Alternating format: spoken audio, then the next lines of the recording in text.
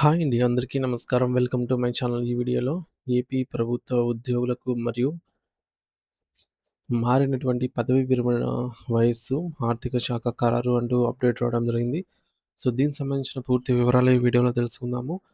Video అయితే ఎక్కడే గాని స్కిప్ చేయకుండా ఎండ్ వరకు చూసేయండి. అప్పుడే ఇన్ఫర్మేషన్ పూర్తిగా అర్థమవుతుంది. అలాగే వీడియో చూస్తున్న ప్రతి ఒక్కరు వీడియోకి లైక్ చేయండి ఫ్రెండ్స్. ఈ వీడియోని తోటి ఉద్యోగ, పెన్షనర్ మిత్రులతో అయితే షేర్ చేయండి. కొత్తగా మన ఛానల్ చూస్తున్నవారు ఇంకా ఎవరైనా సబ్స్క్రైబ్ చేసుకోకపోతే వెంటనే మన ఛానల్ అయితే సబ్స్క్రైబ్ చేసుకోండి. సబ్స్క్రైబ్ చేసుకోవడం వల్ల నేను చేసే ప్రతి ఒక్క వీడియో మీ వరకు రీచ్ అవుతుంది. ఇక ఆలస్యం చేయకుండా వివరాల్లోకైతే వెళ్ళిపోదాము. సో ఫ్రెండ్స్, ఇక విషయానికొచ్చినట్టయితే ఆంధ్రప్రదేశ్ రాష్ట్ర ప్రభుత్వ ఉద్యోగుల సంక్షేమం కోసం ముఖ్యంగా పదవీ విరమణ చేసిన విషయంలో అత్యంత సాహసోపేతమైనటువంటి చారిత్రాత్మకమైన నిర్ణయాన్నయితే ప్రభుత్వం తీసుకుంది. ఈ నిర్ణయం కేవలం ఒక సాధారణ మార్పు మాత్రమే కాదు, వేలాది మంది ఉద్యోగుల జీవితాల్లో ఒక గొప్ప మలుపుగా అయితే నిలవనుంది. ముఖ్యంగా మనం చూసుకున్నట్లయితే రాష్ట్ర ప్రభుత్వ సర్వీస్‌లో ఉన్నటువంటి ఉద్యోగులందరికీ సమానమైనటువంటి పని అవకాశాలు కల్పించాలి అనే ఉద్దేశ్యంతో వారి పదవీ విరమణ వయస్సును పెంచుతూ ప్రభుత్వం ఇప్పుడు అధికారికంగా అడుగులు వేస్తోంది.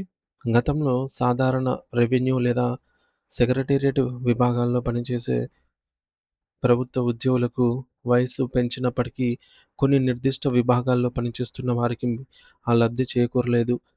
మరి ఆ సమయంలో వారు కొంత నిరాశకు గురైనప్పటికీ ఇప్పుడు ప్రభుత్వం అందరినీ ఒకే గాడన కడుతూ సమానమైనటువంటి గౌరవాన్ని ఇస్తోంది. మరి ఈ ప్రక్రియ వెనుక ఉన్నటువంటి న్యాయస్థానాల పాత్ర కూడా ఎంతో కీలకమైనది.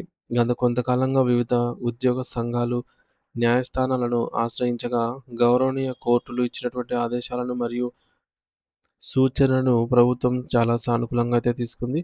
న్యాయ వ్యవస్థపై గౌరవంతో కోర్టు సూచనల మేరకు ఎవరికీ కూడా ఒక అన్యాయం జరగకుండా ఈ యొక్క పదవీ విరమణ వయసు పెంపు ప్రక్రియను ప్రభుత్వం ప్రస్తుతం వేగవంతం చేసింది.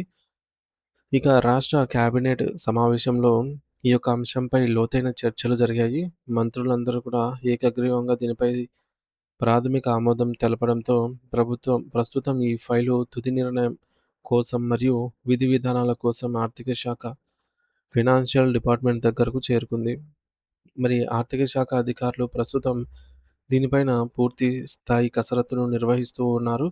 దీని అర్థం ఏమిటంటే, ఈ నిర్ణయం అమల్లోకి రావటం వల్ల రాష్ట్ర ఖజానాపై ఎంత మేర ఆర్థిక భారం పడుతుంది, జీతాల రూపంలో ఎంత అదనపు వ్యయం అవుతుంది అనే లెక్కలను వారు క్షుణ్ణంగా పరిశీలిస్తూ ఉన్నారు. అలాగే వయసు పెంపుపై కూడా ఏ తేదీ నుంచి వర్తిస్తుంది, దీనివల్ల ఎంతమంది ఉద్యోగులకు ప్రయోజనం కలుగుతుంది అనే సాంకేతిక అంశాలను కూడా ఆర్థిక నిపుణులు విశ్లేషిస్తున్నారు. ఈ కీలకమైన నిర్ణయం వల్ల ప్రధానంగా ఎవరికి లాభం కలుగుతుంది అంటే, రాష్ట్రంలోని వివిధ కార్పొరేషన్లు, ప్రభుత్వ రంగ సంస్థలైనటువంటి పిఎస్యూస్ మరియు వివిధ సొసైటీల్లో పనిచేస్తున్నటువంటి ఉద్యోగులకు ఇది ఒక గొప్ప వరం అని చెప్పాలి. మరి వీరందరూ గత కొంతకాలంగా తమ పదవీ విరమణ వయస్సును ప్రస్తుతం ఉన్నటువంటి 60 సంవత్సరాల నుండి 62 సంవత్సరాలకు పెంచాలని ప్రభుత్వాన్ని విన్నవిస్తూ ఉన్నారు. సాధారణంగా ప్రభుత్వ ఉద్యోగులు ఇప్పటికే 62 ఏళ్ల వరకు పనిచేస్తున్నప్పుడు తాము కూడా అదే తరహా నిబంధనల కింద ఎందుకు రాకూడదని వారు పట్టుబడుతున్నారు. మరి ఉద్యోగుల సుదీర్ఘ పోరాటాన్ని, వారు విజ్ఞప్తిని మరియు న్యాయస్థానాల తీర్పులను అన్నిటిని కూడా పరిగణలోకి తీసుకున్న ఆంధ్రప్రదేశ్ ప్రభుత్వం వీరికి కూడా మరో 2 ఏళ్ల పాటు సర్వీస్‌ను పొడిగించేందుకు మొగ్గు చూపింది. సో, దీనివల్ల ప్రభుత్వానికి కూడా ఒక పెద్ద ప్రయోజనం ఉంది. అదేమిటంటే, అత్యంత అనుభవజ్ఞులైనటువంటి వారు, పని తెలిసిన సీనియర్ ఉద్యోగుల సేవలు ప్రభుత్వానికి మరో 2 సంవత్సరాల పాటు అందుబాటులో ఉంటాయి. సాధారణంగా 60 ఏళ్ళొచ్చేసరికి ఒక ఉద్యోగి తన వృత్తిలో పరిపూర్ణమైనటువంటి అనుభవాన్ని గడిస్తారు. అటువంటి వారి సేవలను వదులుకోవడం కంటే మరో 2 ఏళ్లు కొనసాగడం వల్ల ప్రభుత్వ పనితీరు మరింత మెరుగవుతుంది. అదే సమయంలో ఉద్యోగులకు కూడా ఆర్థికంగా ఇది ఒక పెద్ద ఊరట మరియు భరోసాను ఇస్తుంది. పదవి విరమణ వయస్సు పెరగడం వల్ల మరి వారి ఆర్థిక ప్రణాళికలు మరింత మెరుగ్గా చూసుకునే వీలుంటుంది. ఇక ఈ మొత్తం వ్యవహారంపై మరొక ముఖ్యమైన అంశం పాత పెన్షన్ విధానం ఓపీఎస్ మరియు కొత్త పెన్షన్ విధానం సీపీఎస్ గురించి. 2004 సంవత్సరం తర్వాత ప్రభుత్వ ఉద్యోగాల్లో చేరిన వారికి కాంట్రిబ్యూటరీ పెన్షన్ స్కీమ్ సీపీఎస్ వస్తుంది అన్న సంగతి మనందరికీ తెలిసిందే. అయితే 2004 కంటే ముందు విధుల్లో చేరినటువంటి ఉద్యోగుల విషయంలో కూడా ప్రభుత్వం ఒక అత్యంత కీలకమైన ప్రకటన చేసింది.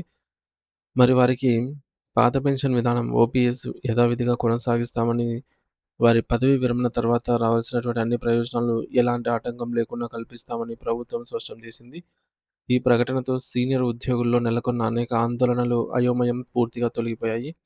పాత పెన్షన్ విధానం కింద రిటైర్మెంటు తర్వాత వచ్చేటటువంటి నెలవారీ పెన్షన్ వారి విశ్రాంత జీవనానికి ఒక కొండంత అండగా రక్షణ కవచంలా నిలుస్తుంది. తమ వృద్ధాప్యంలో ఎవరిపైన ఆధారపడకుండా ఆత్మగౌరవంతో జీవించడానికి ఈ యొక్క పెన్షన్ అనేది వారికి ధైర్యాన్ని ఇస్తుంది. మొత్తంగా చూస్తే ఏపీ ప్రభుత్వం తీసుకున్న ఈ సంచలన నిర్ణయం వల్ల రాష్ట్ర వ్యాప్తంగా ఉన్నటువంటి వేలాది మంది కార్పొరేషన్ మరియు ప్రభుత్వ రంగ సంస్థల ఉద్యోగుల ఇళ్లల్లో కొత్త వెలుగులు నిండబోతూ ఉన్నాయి. 60 ఏళ్ళు రాగానే ఉద్యోగానికి వీడ్కోలు చెప్పి ఇంటికి వెళ్ళాల్సిన అవసరం లేకుండా మరో 2 సంవత్సరాల పాటుగా గౌరవప్రదంగా ఆఫీసులకు వెళ్ళి విధుల్లో కొనసాగే గొప్ప అవకాశం వారికి దక్కుతుంది. మరి ఇది వారి సామాజిక హోదాను కూడా పెంచుతుంది. ప్రస్తుతం ఆర్థిక శాఖ కసరత్తు పూర్తి చేసి నివేదికను సిద్ధం చేస్తోంది. మరి దీనికి సంబంధించిన అధికారిక జీవో అతి త్వరలోనే వెలువడుతుందనైతే సమాచారము. మరి ఈ వార్త విన్న ఉద్యోగులు మరియు వారి కుటుంబ సభ్యులు హర్షం వ్యక్తం చేస్తున్నారు. రాష్ట్ర ప్రభుత్వ నిర్ణయాన్నయితే వారు ఘనంగా స్వాగతిస్తూ ఉన్నారు.